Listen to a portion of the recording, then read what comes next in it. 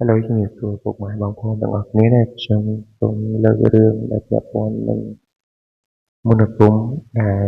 ពីសម័យចាស់គាត់បានប្រាប់មកខ្ញុំដែរចឹងដោយជាពីតារបស់ខ្ញុំគាត់ជាអ្នកជានៅមន្តអាគមពីជាច្រើនដែលពាក់ព័ន្ធជាមួយមន្តអាគមទាំងអស់នោះគឺគាត់តែងតែរៀនតែកូនទៅចៅណាដែលមានបុណ្យមានវាសនាដែលតែចង់សិក្សាពីមន្តអាគមវិជ្ជានេះតែមន្តអាគមវិជ្ជានេះមិនចេះតែរៀនបានដែរដោយលោកតាខ្ញុំក៏ថាសម្រាប់តាមនុស្សណាដែលមានវិស័យ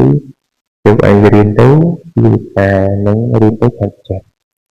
ប្រកបទៅអ្នកណាក៏រៀនបានដែរប៉ុន្តែគាត់ថាការរៀននឹងវាពុទ្ធសាសនាអ្នកណារៀនហើយកាន់ដំណំវាមិនបានល្អដូចពួកគាត់អ្នកថាទៅយកទៅធ្វើជា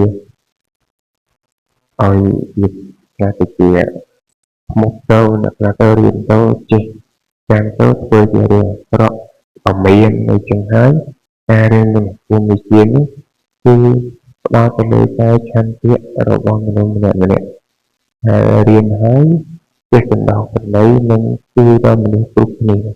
មុនវិជ្ជាណាក៏ល្អដែរប៉ុន្តែបើយើងដើរក្នុងផ្លូវមិនល្អវាមិនល្អដូចគ្នាតែតែហ្នឹងក៏មិនថាគាត់ចេះនៅមុនវិជ្ជានេះគឺគ្រូឧត្តមដែលលោកតា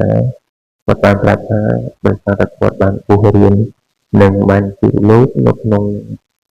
វត្តតាមពេលលោកបានសិក្សាការជាពីព្រះអង្គមកលោកក៏បាន